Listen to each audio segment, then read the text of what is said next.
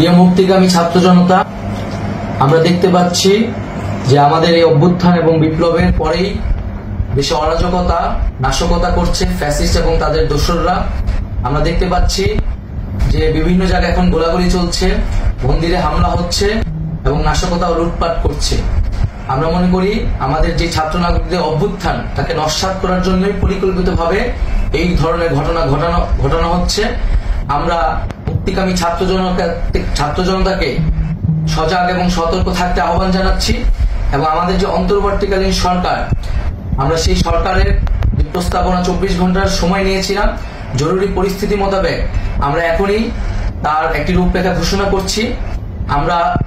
আমরা সিদ্ধান্ত নিয়েছি যে সর্বজন গ্রহণযোগ্য আন্তর্জাতিক খ্যাতিসম্পন্ন নোবেল পুরস্কার বিজয়ী ডক্টর মোহাম্মদ ইউনূসকে প্রধান উপদেষ্টা করে অন্তর্বর্তীকালীন সরকার গঠন করা হবে এবং ডক্টর মোহাম্মদ ইউনূসের সাথেও আমাদের কথা হয়েছে। তিনি ছাত্র জনতার আহ্বানে বাংলাদেশকে রক্ষা করতে এই গুরু দায়িত্ব নিতে সম্মত হয়েছে। আমরা সকালের মধ্যেই আমরা এই সরকার গঠনের প্রক্রিয়া দেখতে চাই। রাষ্ট্রপতির কাছে আহ্বান থাকবে যে দ্রুত সময়ের মধ্যে ডক্টর মোহাম্মদ ইউনূসকে প্রধান উপদেষ্টা করে অন্তর্বর্তীকালীন সরকার গঠন করা হোক এবং এই অন্তর্বর্তীকালীন সরকারের বাকি সদস্যদের নামও আমরা সকালের মধ্যে ঘোষণা করব।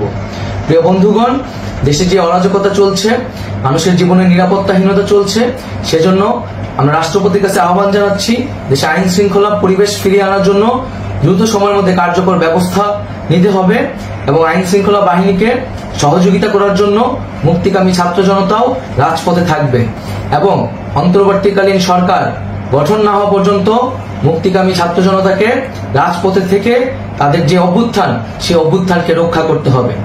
প্রিয় বন্ধুগণ, আমরা রক্ত দিয়েছি, শহীদ হয়েছি।